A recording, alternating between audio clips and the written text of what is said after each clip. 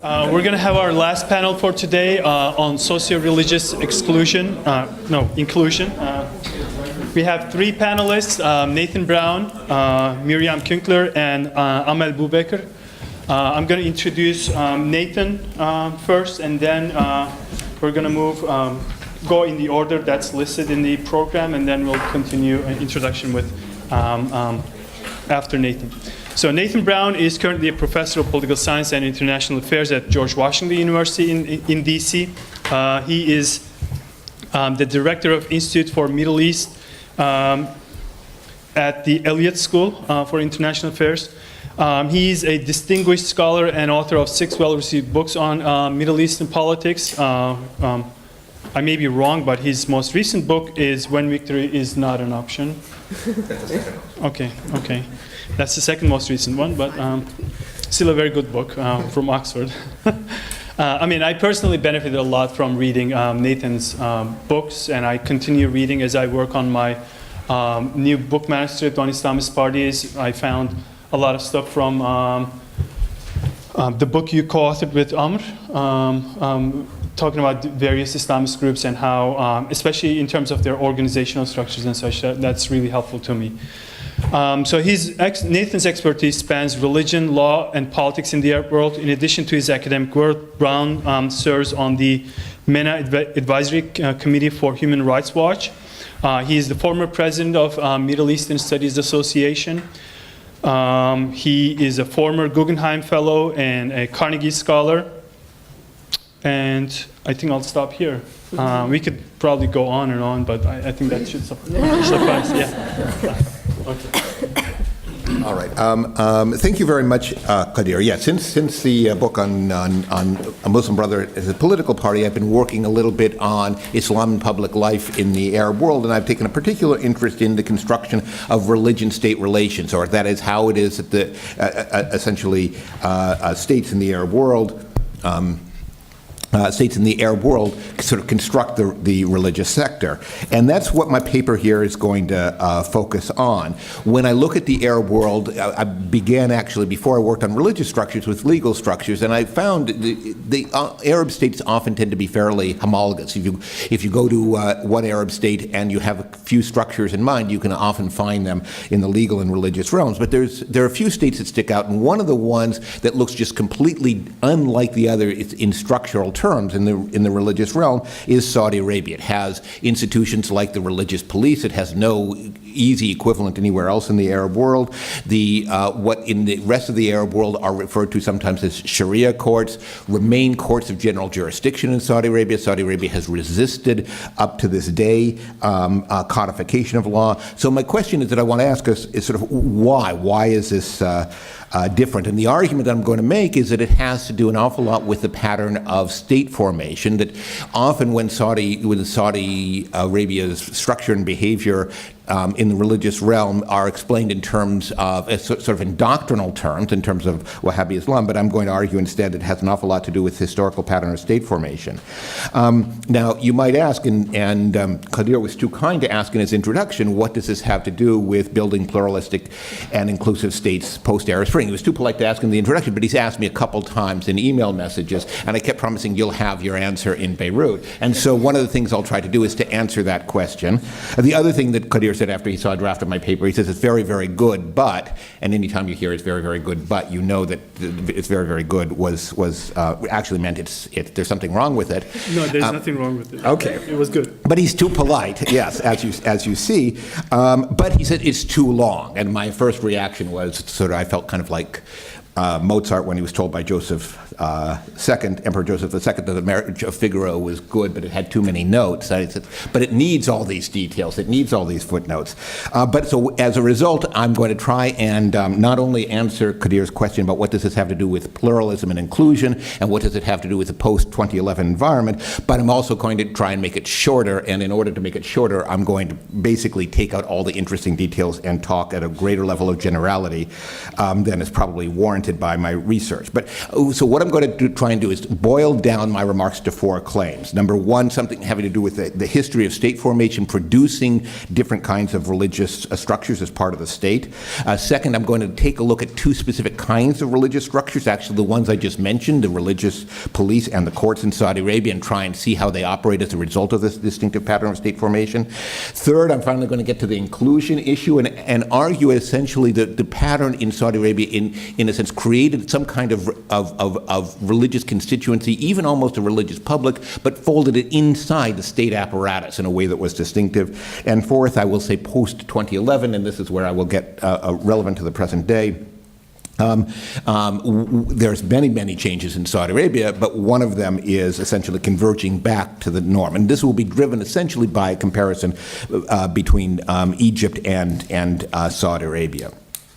So let me begin with the first part of the argument, that there's something having to do with essentially the historical pattern of state formation. When I compare Egypt and Saudi Arabia, there are and especially when it comes to religious structures, there's 2 big differences that I think produce an awful lot of the different structural outcomes. Number one, the Ottoman heritage. When you look at the way the Egyptian state was built, especially in the 19th century, and you can trace an awful lot of structures in their current form back to the 19th century, there are ways in which the Ottoman heritage had direct influence, because Egypt was still technically an Ottoman province, so it was sometimes governed or reflected what Ottoman practice was, and sometimes a reaction against Ottoman practice. There's this odd feature, for instance, today in Egypt, that all death sentences have to be approved by the Mufti before they're carried out. Why is this? It basically has to do with late 19th century Ottoman-Egyptian relations, and the decision by by Egypt in order to assert some autonomy from the Ottoman Empire of building a new institution, essentially, which is now Darul Ifta in Egypt, headed by an official Mufti who was going to play the same institutional role and legal role that the Sheikh al-Islam played for the Ottoman Empire. So it's basically sort of trying to transpose Ottoman structures and Egyptianize them. Saudi Arabia, by contrast, the Ottomans were present in parts of the Arabian Peninsula, but when Saudi state formation basically began in the 20s and especially the 1930s and 1940s, it did not build on any kind of Ottoman basis. So some of the big difference in outcomes has to do with Ottoman heritage, and a second big experience is imperialism. And one of the effects of imperialism throughout much of the Arab world was essentially to wall off religious structures from other kinds of state structures. So you have separate court systems, sometimes separate educational systems that develop, and sometimes this has to do with the period before direct imperial rule. Sometimes it's a reaction against imperial rule, in other words, to wall off religious structures from imperial powers, and sometimes imperial powers themselves essentially come in and, they essentially create the category of personal status law, which did not exist as a distinct category of law in classical Islamic jurisprudence. And again, Saudi Arabia does not have a direct imperial experience in that same way.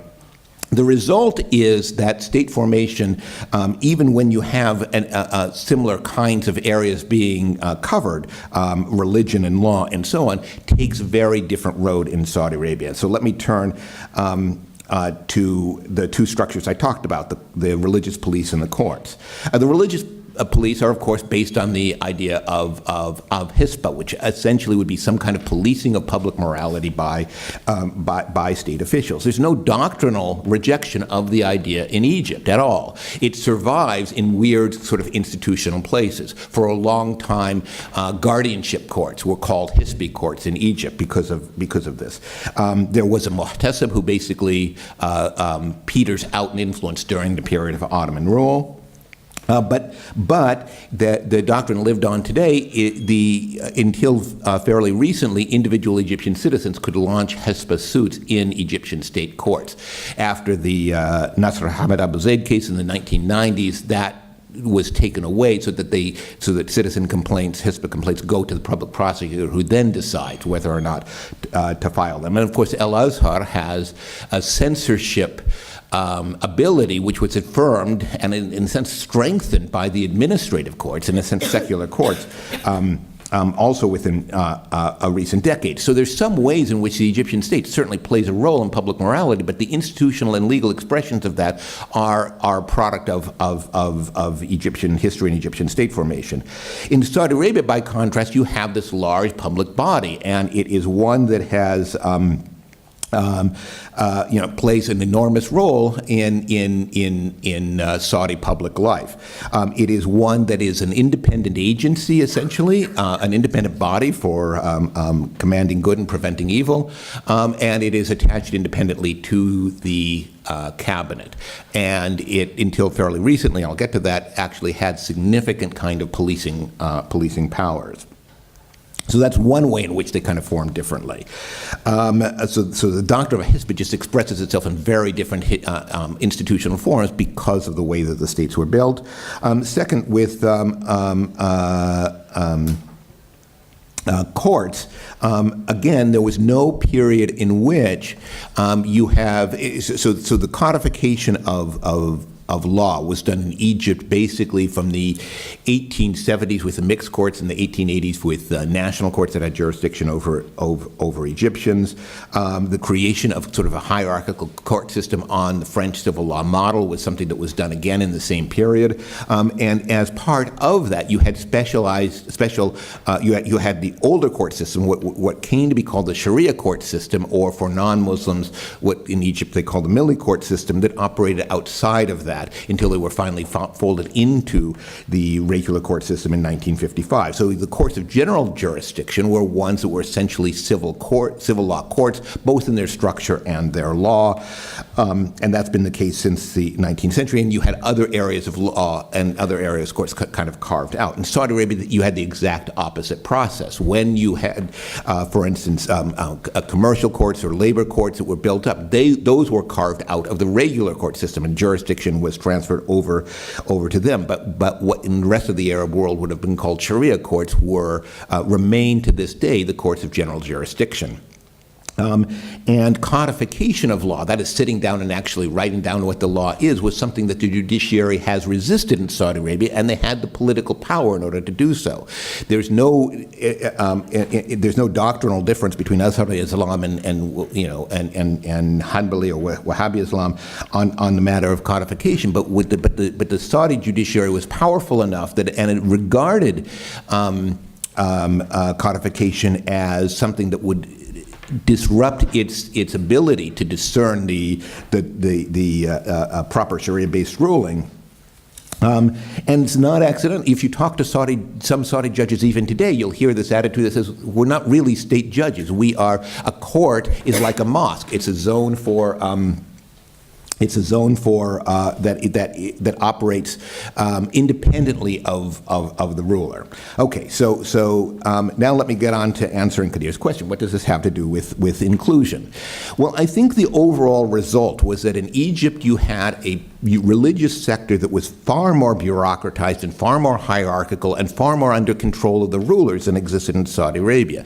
In Saudi Arabia, by contrast, these zones that I'm talking about were ones that were state zones, but as I just referred to the judiciary, also ones that jealously guarded their autonomy and that tended to draw on specific parts of the society. They tended to draw on specific regions, they tended to draw on specific sectors and even sometimes families within those regions. The judiciary, for instance, was hired. There would be specific towns that were famous for producing judges, and specific universities and Sharia faculties that were more prestigious than others, and so you had this, in essence, kind of this part of the Saudi society that saw itself as serving and constituting almost a religious sector, and so you had essentially, as opposed to Egypt, a far more autonomous religious realm, one that played a more powerful role within the state, and that operated with some autonomy from it. So, in a sense, what you had, it's not surprising, therefore, that when religious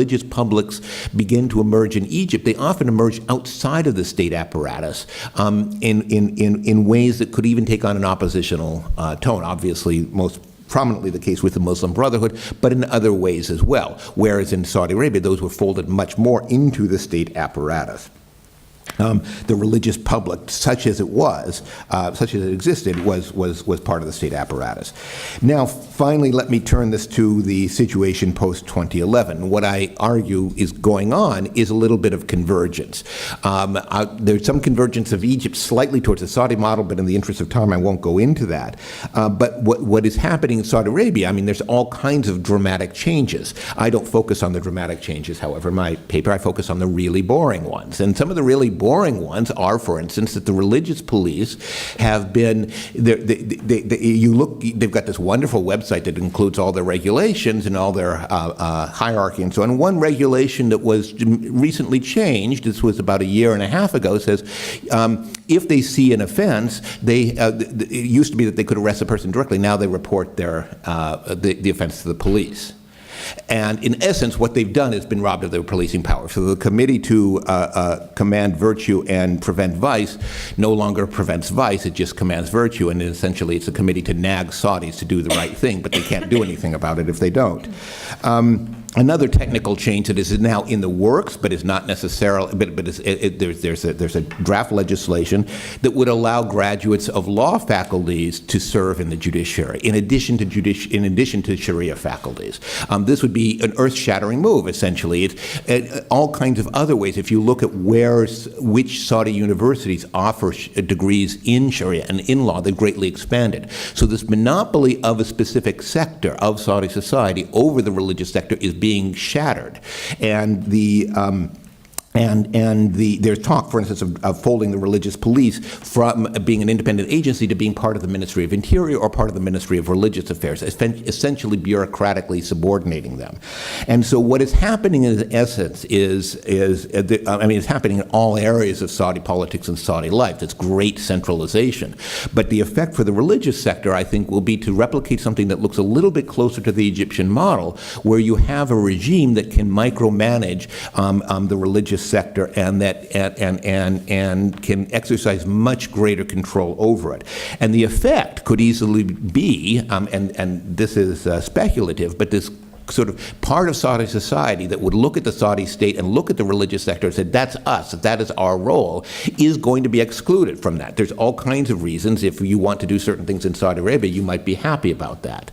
But the political effect of that could actually, I think, create in a later generation or in a later decade a kind of bifurcation that has never existed in Saudi society, and a much stronger opposition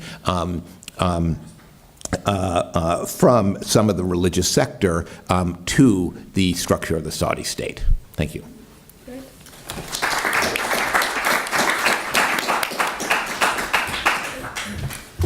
Thank you, Nathan.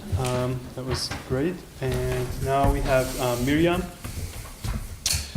So Miriam Pünkler is a professor at the Universität Göttingen's Institute of Advanced Study. She specializes in comparative relations between religions and the state, particularly in Iran and Indonesia.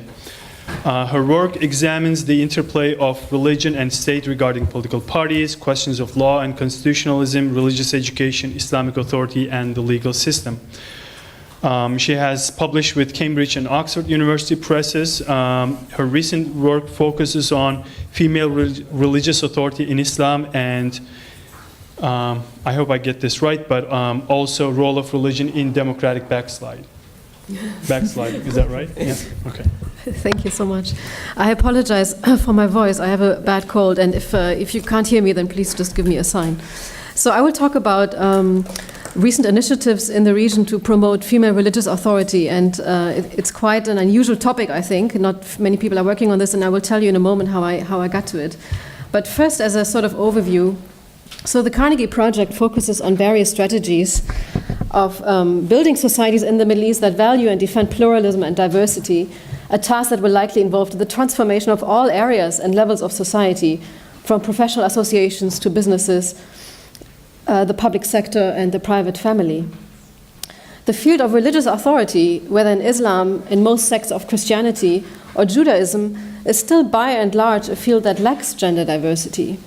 Rarely are women accepted as interpreters of religious law, as prayer leaders in front of mixed congregations, or as religious leaders whose advice is sought beyond questions pertaining to the home, child rearing, or typical women's issues. But the field is slowly changing and has been for the better part of a decade now, as several states in the Middle East have begun to train women as religious authorities.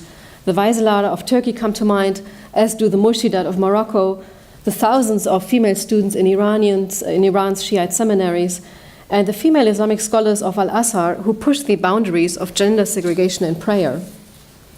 And I just want to tell you a little bit about how I came to this topic. I read many years ago a book by Michael Cook, my colleague at that time in Princeton, about Quranic interpretation.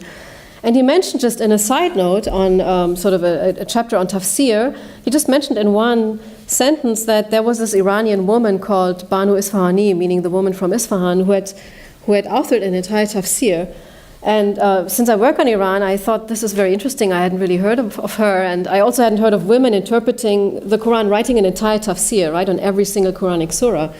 And I went to him and I asked him, this is fascinating that you mentioned Banu Isfahani, and can you tell me more about her and her tafsir? And he said, well, actually, I can't tell you anything because everything I know about her is included in this one sentence. All I know is that she authored this tafsir.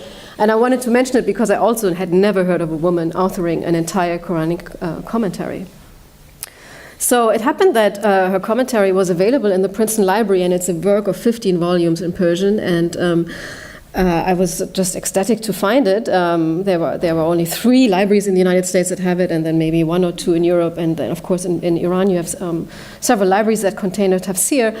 But of course, it was published in the early 80s, and I took it out of the library and opened it, and I realized there wasn't a single stamp in this tafsir. So nobody had ever bothered to take this out from the library, and there really is a lot of scholarship at Princeton about Quranic commentary and also at other universities. So you really wonder, how is it possible that there's this one woman who wrote a Quranic commentary and nobody ever checked out her tafsir? So then, fortunately, I found a student, a PhD student, who's now writing her dissertation about that tafsir. And the next time after I found out about Nusrat Amin, I went to Iran and to Isfahan, spent some time there where she had her seminary, because she actually built 2 seminaries at a time when the Shah, introduced secular education and especially co-educational education. She sort of went against the trend by opening Shiite seminaries only for girls. So you have religious education here and also gender-segregated education, going against both state trends at the time. And she really is somebody who created a field in Iran for the training of women in religious studies, which, as I will tell you in a moment, has changed quite a bit since she did so. But I would consider her a foundational figure. So she died in 1986, and her school does not exist anymore today, but you have hundreds of schools in Iran today only for women studying in the Shiite seminaries. So in my paper, I give a little bit of an overview of some of these recent state initiatives to train women in religious studies, and I will close with talking about Iran. I obviously cannot talk about all the different sort of case studies here from the paper, but they will all be published as part of the project publication at some point. So although numerous historical examples attest to women serving as interpreters of Islamic law, as jurists of Islamic law, as transmitters of hadith, and scholars of Islam, the 20th century has seen various legal and educational barriers for women who seek to acquire Islamic religious authority on par with men. There are very few countries today where women are accepted as Islamic preachers, are eligible to serve as judges in Islamic courts, or exercise religious authority in other ways with a degree of influence comparable to that of their male counterparts. Notably, the contemporary situation is often more restrictive to female religious authority than the schools of law the madahib allow for. I just want to emphasize this. The situation is more restrictive than the madahib allow for. Historically, the majority opinions in all Sunni schools of law permitted women to be muftis in all matters, on any question. So not just typical women's issues, gender issues, hygiene, issues of sort of home economics, on any issues. The majority opinions in all Sunni schools of law permitted women to be muftis in all matters. In Twelver Shi'ism, minority opinions held that women could become mujtahidas, so those who are trained sufficiently to apply independent reasoning, ijtihad, to legal reasoning. And in the 19th and 20th century, in Iran, we do indeed come across references to individual women who are referred to as mujtahidas. No woman, however, has ever been recognized as a marja, as a source of emulation, the highest rank of Shia religious authority, and most jurists hold that women cannot exercise this privilege. The past decade has witnessed some consequential changes in regard to female Islamic authority.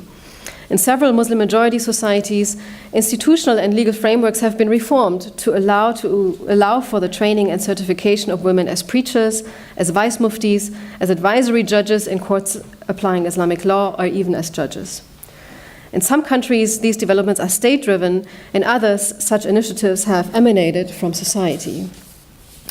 In 2006, the Moroccan state began to train female religious counselors, so-called murshidat, to be assigned to mosques around the country with the task of responding to religious inquiries. The main role of these counselors is to provide legal guidance to women so that female believers are not compelled to consult men on health and women-specific issues. The Murshidat program is administered by Morocco's Ministry of Habous, of Religious Endowments, and every year the ministry selects between 50 and 100 women from more than 1,000 applicants who undergo a 45-week training course in subject areas including religion, history, geography, Islamic law, and psychology. In contrast to their male counterparts, the murshidat must not give the khutbah, so the sermon, or engage in propagation in front of men.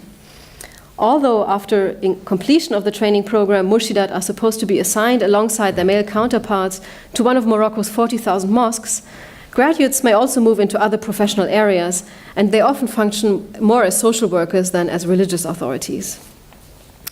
The Moroccan state has also organized a lecture series in Rabat's largest mosque during the month of Ramadan, to which female Islamic authorities are frequently invited as speakers.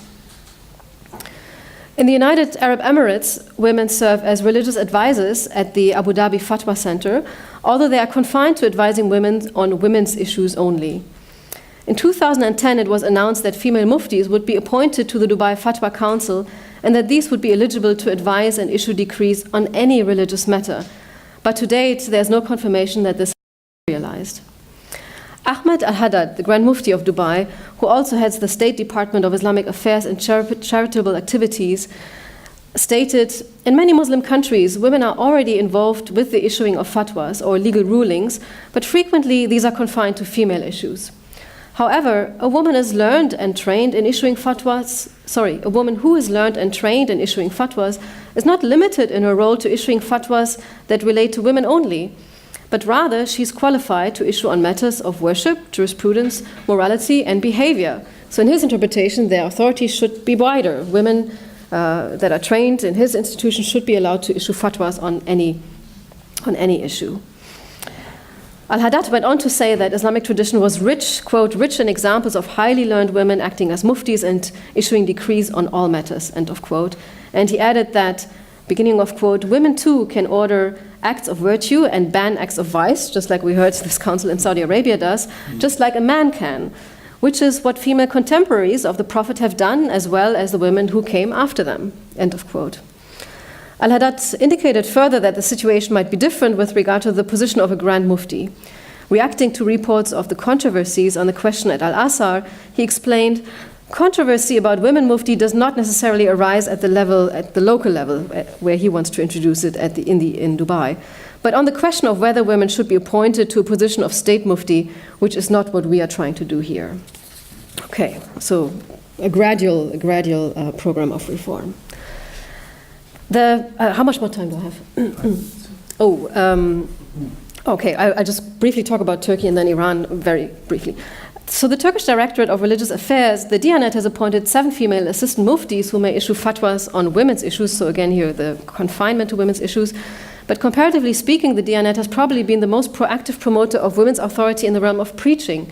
Since 2006, it has certified more than 300 women as Bayan Vaizlar, that is Diyanet personnel who give lessons at a mosque 3 times a week and may lead pilgrims to Mecca. It has also more recently begun to send female Vaizlar abroad, such as to Turkish mosques in Germany. Currently, there are 13 female Vaizlar in Germany at mosques that are administered by the Foreign Office of the Diyanet, the so-called DTIP-administered mosques. I will summarize what I write about Iran in order to save some time, but Iran is the country that has by far funded women's religious education more than any other Muslim majority state that I'm aware of. Their between 90,000 and 100,000 Hausa students every year, so students in the Shiite seminaries. More than a third of them are women. And what's particularly interesting is that this program was introduced already in the 1980s. Ayatollah Khomeini was quite open to including women in religious education, and he was, as you know, also someone who occasionally actually referred to women as people who had taught him. By the way, the great Grand Ayatollah Burujerdi, the great Marja of the 1960s, his mother was a mujtahida herself, so she was somebody who was an expert in Islamic law. So there was state support in the 1980s to include women in religious training, but very interestingly, under his successor, Ayatollah Khamenei, the most important level in training was cut. So there are 3 levels to the Hausa education, the introductory level, then the second is the Sutu level, and it's only at the 3rd level that you are trained to engage in ijtihad and that you can become a mujtahid, which is really the opening door to then advance further in the hierarchy of religious authority, to be accepted as an ayatollah and eventually to be accepted as a source of emulation. So for believers to really accept you as a religious leader, you have to have completed this 3rd cycle, the ijtihad cycle. It's called Dars Kharaj, because you're allowed to sort of challenge your teachers and to go outside of the accepted boundaries of discourse. And this is the cycle that was cut under Ayatollah Khamenei. So you have a situation today, interestingly enough, where Iran trains more women than any other country in these introductory cycles of religious education, but where you don't have the possibility to be trained in the finesses of Islamic law and the intricacies of Islamic law that would allow you to gain the expertise to then reinterpret Islamic law, which is really what the pinnacle of religious authority is about, right? In the end, you want to be able to interpret religious law and to reinterpret it and possibly to challenge dominant discourses, and that's what you're no longer trained to do after this 3rd cycle was cut. So just to close, if I have 2-3 more minutes. Female experts on Islamic legal questions are increasingly being trained either in the context of state-run initiatives such as in Turkey, in Iran, Morocco, or as a result of programs and appointments established by individual male religious authorities, such as in the case of Syria and India, where also muftis are being trained in India, interestingly enough, not only on women's issues, and in Hyderabad, even men also now consult these muftiyas. I also just want to mention on the side that there's another part of the paper that deals with women judges in courts that apply Islamic law. And some of you may or may not know that the West Bank has appointed 3 women judges, right, over the last 10 years that have sort of made quite a lot of headway, and also impacted the demands for the appointment of a women judge in the Sharia courts in Israel, where the first female Sharia court judge was actually appointed last year in 2017.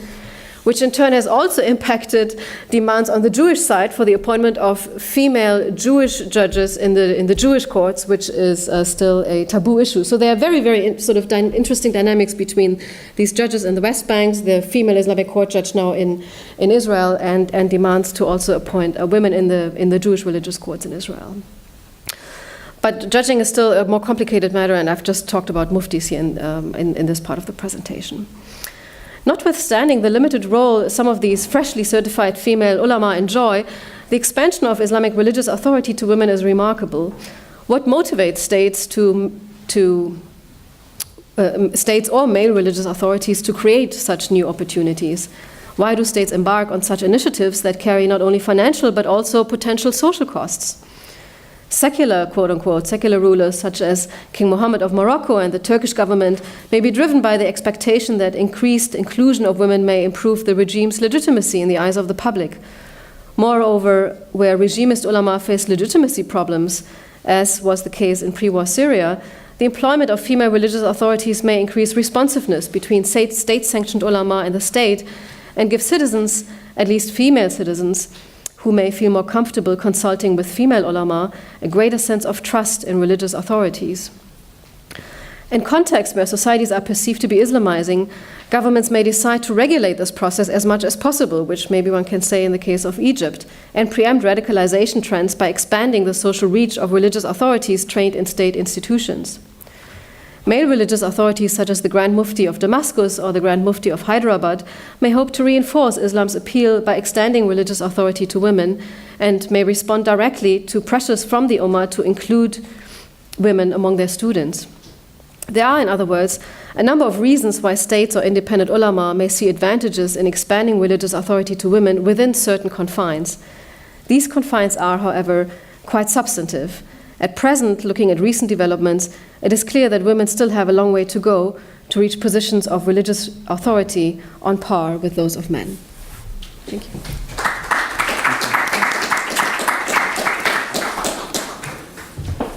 Thank you, Miriam. So our last panelist is Amel. Okay. So Amel is currently based in Grenoble. She's been a research fellow at several institutions, including Brookings Doha Center and Carnegie Middle East Center, where she studied the Maghrib, democratization in the Arab world, Euro-Arab, US-Arab relations, and Islam in Europe. She is a regular consultant for various UN agencies and the European Commission. Her book, Whatever Happened to the Islamists, was nominated for the Foreign Policy 2012 Best Books on the Middle East Award.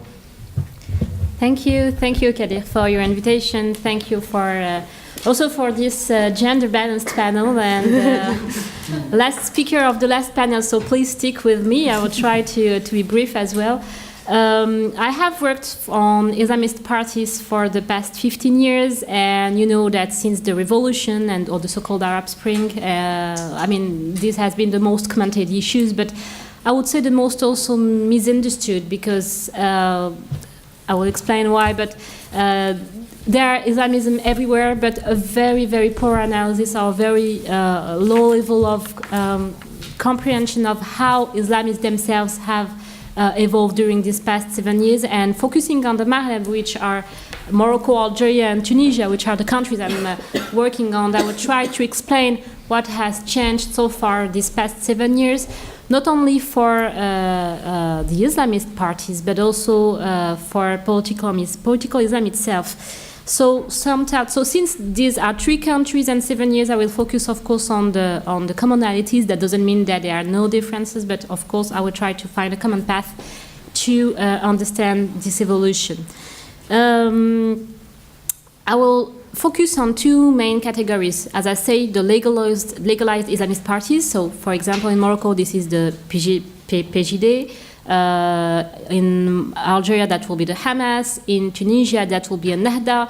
And I will focus on a second category, which are called non-programmatic forms of political Islam, namely Salafism, and also a kind of new Islamist civil society that is reorganizing after the Arab Spring.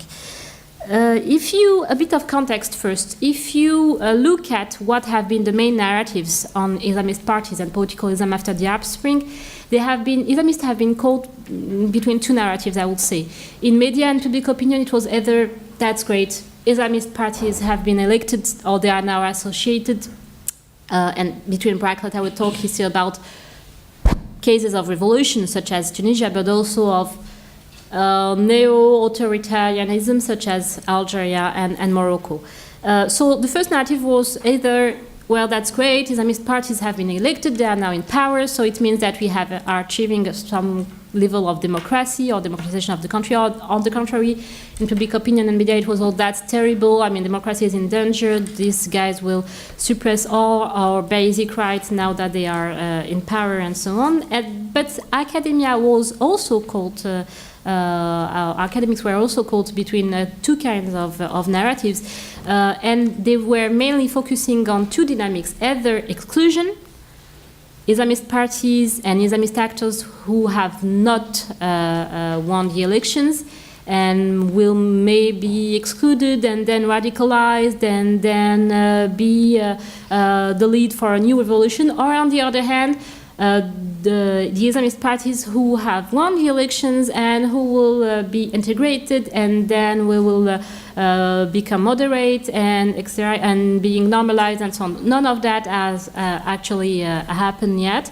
And my main argument here is that focusing only on the main dynamics of electoral inclusions or electoral failure or authoritarian exclusion is actually making. It makes us missing the point of what really happened in neo-authoritarian context or post-revolutionary context, there are important challenges in such contexts that I will mention that we have to take into account in order to understand how political Islam transforms. The first one, or the first challenge, is actually in such contexts. It's about the political field. I mean, how the transformed political field in a post-revolutionary situation, what kind of impact it has on Islamist parties. Well, there's a huge taboo in these countries and also elsewhere. By the way, what I'm saying here is can also be relevant to non-Islamist political parties and even Islamist parties elsewhere, such as in Egypt and so on. So there's a very important taboo, which is the conquest of the state. In Algeria, for example, but also in Morocco and even now in Tunisia, it's a real taboo to say that, or to show that you're doing politics in order to conquer the state. I mean, you may do politics in order to be there and be present and negotiate and compromise and so on and have an agenda that you self-limit, but conquering the state by violent or non-violent means, it's a real taboo, and they have to adapt to that. And in such contexts, I mean, how do you express conflict? How do you face ruling elite? How do you talk about the necessity to change power structures? There's also a second challenge, which is about the party. What happened to the structure of the party? What kind of position can the Islamist parties be after having either won or being excluded? I mean, are they still legitimate to talk about the opposition to an authoritarian state? Have they been able to invent new democratic molds? Have they been able to reinforce political structures and so on? And finally, the ideology. I mean, we are witnessing in the region and beyond the Maghreb a decline of identity politics and a fatigue with oppositional politics. So that's also important to get that in mind, to understand how it is impacting the mobilization of political Islam as a political resource. So I will talk about the way Islamist parties adapt to that, and I would like to offer a new methodological approach instead of focusing only on authoritarian resilience and how actually authoritarian states limit Islamist parties. I would like to focus on how Islamist parties adapt and transform themselves, and also how they have a high complexity. Their agency is highly complex as political actors in such context. So. First, to talk about the limits of the participatory strategies of legalized Islamist parties in Morocco, Algeria, and Tunisia for these past 7 years, there have been also several challenges and several transformations. Among the main important ones, in my opinion, there was the issue of the revolution. What could they do with the revolution? They were... After the revolution, they all inscribed their rhetorics within the revolutionary framework, saying that social justice is primarily also about Islam, and they were the ones to talk about social justice. But they fundamentally did not take revolution beyond the symbol. I mean, I'm often saying as a joke that they took the revolution without the revolutionaries.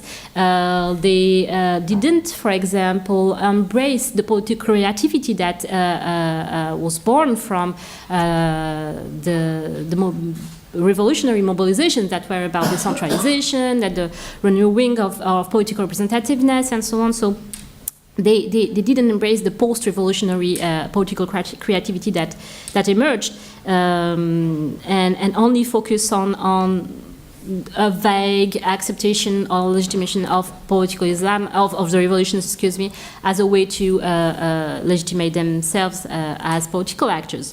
A second important point is about the pseudo-electoral process they have been in. I'm talking about pseudo-electoral process because you know that these electoral processes are really mainly controlled or highly controlled from the top, from the top. So it's difficult to talk about free electoral victories in these cases, but still they had to.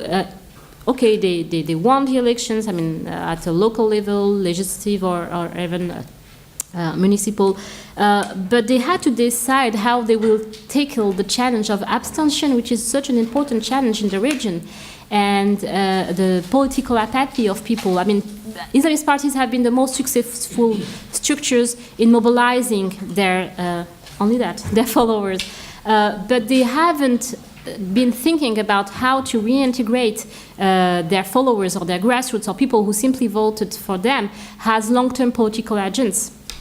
And this is an important issue.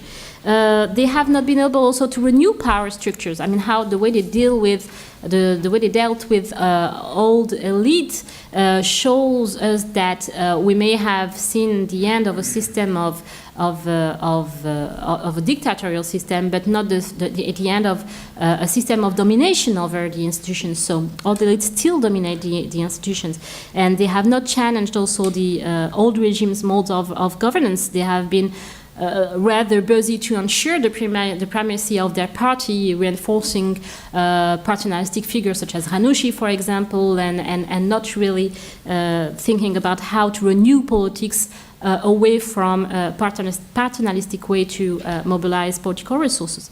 As a consequence, the consequence of these limits, the limits of these participatory strategies that the legalized Islamist parties have chosen, I have seen after the revolution emerging, as I said in the introduction, non-programmatic forms of political Islam. Why I'm calling that non-programmatic forms, of political Islam is that actually they first do not show a prime interest for the state and for the reform of the state.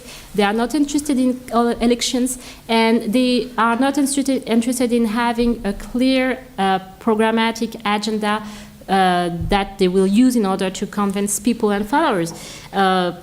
Really, the emergence of these forms of political Islam that are not more interested in replacing the regime, because it's not because they are not interested in such, but because it's so difficult and it's so costly to try to replace the regime and the old elite, have done three things. They have first been able to manage the taboo of conquering the state that I was mentioning in the introduction by not being interested in state politics or formal party politics at all. Second, they have been able to manage the abstention that and the political apathy I was mentioning among people by actually not considering strategies of mass mobilization. They are not interested in having a million people beyond them in order to carry their project or to make their message heard. And they have been also able to lessen political barriers. Islamist parties, whatever we can say, I mean, are very elitic parties. I mean, they are very elitist parties. You have to go through such an important and tough process of adaptation and Islamic education, and it's very hierarchical and so on. These movements, they actually offer very adaptable forms of daily political Islams that are trying to answer the daily political needs or the daily needs of basic needs of people, such as, and I will explain how, and they are basically not talking a lot about Mathuret or I don't know, ideological things that Islamist parties are so interested in. Among these two groups, maybe among these forms of non-programmatic political Islam, the challenge or the emergence of Salafi lobbies, or localized forms of Salafism. These are Salafi actors, young Salafi actors, that actually, it's really interesting to see that with the failure or the limits of participatory strategies that I was mentioning among Islamist parties, these Salafi actors have been able to go beyond the binary concept of being Hizbi or anti-Hizbi. You know that Salafi were withdrawing from politics because they are reluctant to be involved in a political party, but with this political Islam being everywhere, it has been a niche for them to be able to talk about Islam in a more free, in the streets, to protest, and also to feel for non-functioning state institutions at the local level, and to gain local credibility. Actually, their discourses are mainly local. In Algeria, for example, they are no more calling for an Islamic state, but much more to people to boycott New Year's Eve because it's un-Islamic, for example.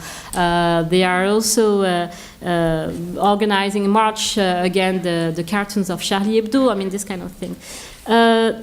Second category of, I think it's an important category of renewed form of political Islam, are all these young people who were part of Islamist parties and who have been deceived by the compromises and the backdoors negotiations that have excluded them of the leaders of their parties, and who are now not willing to pay the price of being a member of a party without getting any rewards, and who are launching initiatives such as for example, or joining initiatives in civil society among unemployed young people, launching think tanks with an Islamic stance, but absolutely not anymore in the framework of their first party. And I'm not talking about a return to the haraka, you know, this very famous distinction between the hizb and the haraka, between the party and the movement. It's a reassessment of the informal political opportunities that the failure of the Islamist parties have made emerge.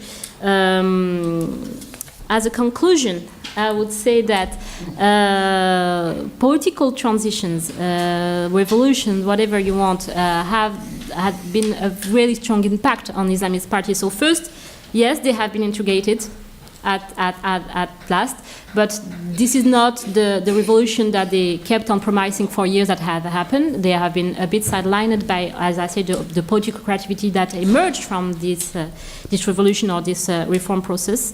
They also have not been able to go beyond short-term strategies of negotiating their place with the old regime elite.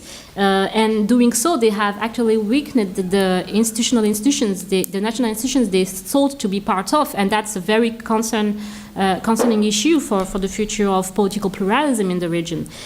Second, they have compromised, they have been able to impose themselves on the political scene, but are they political influencers? I mean, their agenda, their program on Islamic social justice, on economic redistribution, have they been able to influence the political process on these specific points? I don't believe so.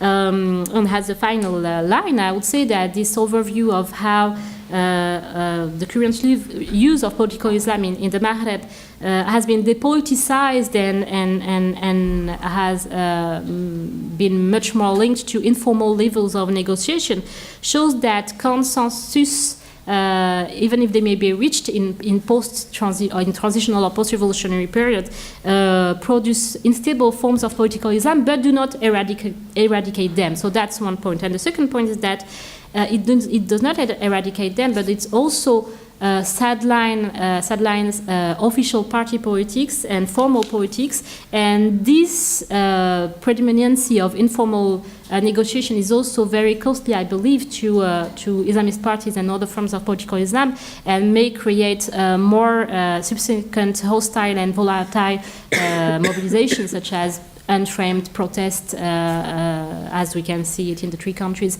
that Islamists won't be able to control anymore. Thank you for your attention.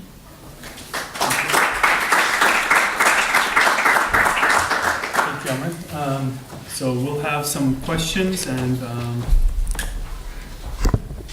that's going to be the end of our first day. Abdul Salam.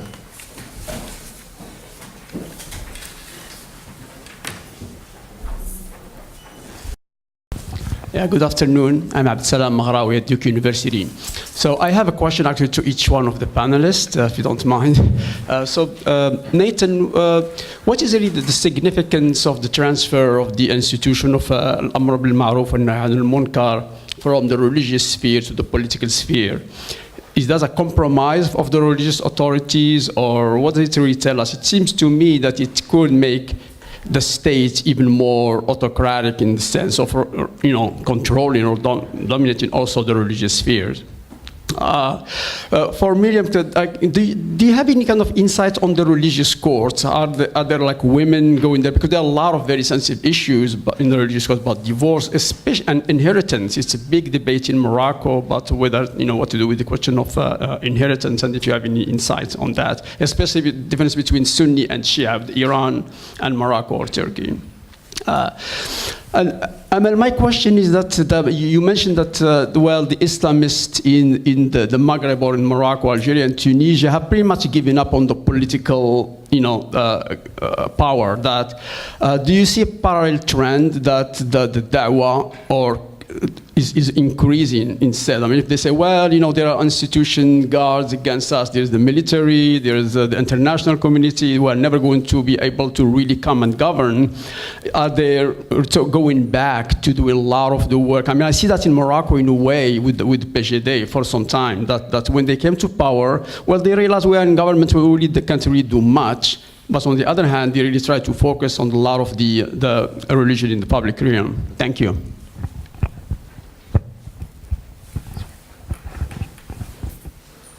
You guys want to answer? Let me answer briefly. Yes, I think that's exactly what it does. It essentially subordinates the body, the organization, the committee, whatever you want to call it, diminishes its authority. Even its authority, essentially, up until fairly recently, it's pursued its own interpretations of Islamic law or consulted whom it wanted to, so it would diminish its authority there. I think it also, there might be an interesting other effect, although this is speculative on my part, it would have a lot to do with recruitment. Essentially, this will be simply a much less attractive organization to join, that they've basically gone out to specific sectors of Saudi society and say, you're kind of known for your piety and your observance, and suddenly you're basically lower level powerless bureaucrats. And so I suspect what it will do will be to make the organization simply much less attractive for those people to join. Yeah, thank you. On the question on courts, so both the Sunni and the Shia schools of law, and this is of course pre-modern legal opinion, say that women cannot function as judges, and the justifications are often focused on the fact that a woman cannot exert authority in a public space over a man, and then there are others also that women would lack sufficient aql in order to function as a judge. But of course, there are also minority opinions in each of these schools that actually argue the opposite. And contemporary intellectuals in Iran, for example, have built on these minority opinions, and in order to argue that, sometimes they're inconsistent. If you allow a woman to be a mufti in all matters, then she cannot have insufficient aql to be a judge. Then only the justification that she cannot exert authority in a public space over a man, that should count. And then maybe we can rethink it in contemporary times. So I mean, these are just sort of discursive tools in order to challenge predominant opinions that justify the exclusion of women from courts that either exclusively or overwhelmingly apply Islamic law. But nevertheless, there are, so apart from, these are just Sharia courts, apart from the judges in Ramallah and the one in Israel that I mentioned, actually Sudan and Indonesia already since the 1960s have appointed women in courts that exclusively apply religious law. That's very interesting. And Malaysia then in the 2000s, sort of being informed by the Indonesian model that had already now been going on for 30 years, also started to appoint women in Sharia courts, although they're actually not equal to the male judges in Malaysia, but in Indonesia they are. So there are some changes. It doesn't seem to me. It doesn't seem to be a difference between Shia and Sunni fiqh. It's more a question of social practices. And interestingly enough, in Indonesia, it was actually an accident because they started to open the Sharia court faculties. And they forgot to exclude admission, to close admission for women. And so women started to go to the Sharia faculties just as they went to study other aspects of Islam. Hadith sciences were never closed to women, but they forgot to close admission to women for hudud and other aspects of law. And so women then also applied for judgeships, and they got it because no bureaucrat was informed that, women should actually not be a judge in a court. And today it's widely accepted. Yeah. Yeah, thank you, Abdeslam. Actually, I won't say that they are going back to dawah because it's not such an extraordinary thing to be an Islamist now in the Maghreb or even in the Arab world. That's not such an extraordinary identity in in context where societies are actually reaching a consensus that they are Islamically conservative society, even among the young. If we take some of the topics such as asking for the hijab in public institutions, or asking for the call of the prayer, the call to prayer on TV, I mean, all the things that seemed so revolutionary 20 years ago are not belonging solely to Islamists now in the society. So there has been a demonopolization of Islamist teams, if I can put it that way, and a diffusion of these teams among civil society. So what will they bring in terms of dawah, especially towards young people? But there's something they are trying to do, and also indeed to instigate some dawah in it. It's about reconnecting to, or connecting in a parasitic way to social protest movements. I've seen that very much so in the 3 countries. In order to regain some oppositional legitimacy, they are, especially after having been excluded or limited by the ruling elite in official politics, they are trying to connect with young unemployed people, demands, or social justice, and all these kind of social movements. Yes. Catherine Skanke-Iglesias. I'm a demographer, and I'm interested in the concept of social mobility. And here in the Arab world, do you look at religion only as kind of an ascribed characteristic, or do people in times are they able to shift from one religion to another? And in the case of some of the states, would they have access to secular courts or versus religious courts? Because in the US, you look at religion as something, even in the same family, people can convert easily from one religion to the other. But of course, we have secular courts and secular educational systems. So I'm just wondering if you could talk a bit about, do people change religion because they're unhappy so they could go to another religion that often, and what is the social mobility aspect or opportunities I want to ask about?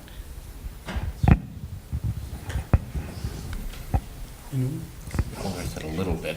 I'll address it sort of as a legal issue. I mean, religion in most of these societies is a legal category, right? Because it determines your personal status. So, yes, people switch religions, and it becomes legally difficult, or you do it for all kinds of reasons. You might do it. I mean, why are there Egyptian Protestants?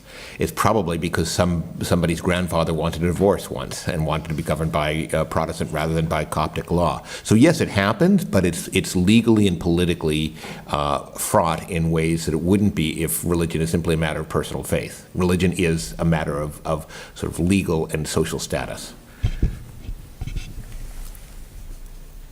No. You said it.